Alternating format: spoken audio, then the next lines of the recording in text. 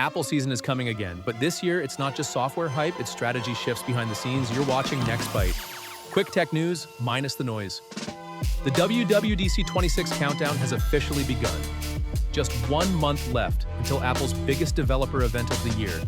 And while most people expect iOS updates and AI features, this year feels different. There's growing pressure on Apple to prove it's still leading in AI, not just polishing the same ecosystem upgrades. WWDC isn't just a software event anymore. It's becoming Apple's yearly vision check. And if they miss the mark this time, the reactions won't be subtle. But while software drama builds up, Apple's hardware strategy is quietly shifting in the background. Apple is reportedly considering a major change in its chip manufacturing strategy.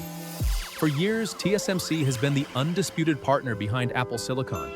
But now, Apple is allegedly exploring Intel and Samsung as secondary manufacturing options. That doesn't mean a full switch, at least not yet. But it signals something important.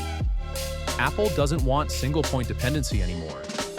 Intel could bring US-based production advantages. Samsung could offer aggressive node competition. And TSMC is still the leader, but no longer uncontested. This isn't about replacing TSMC, it's about pressure testing the entire supply chain.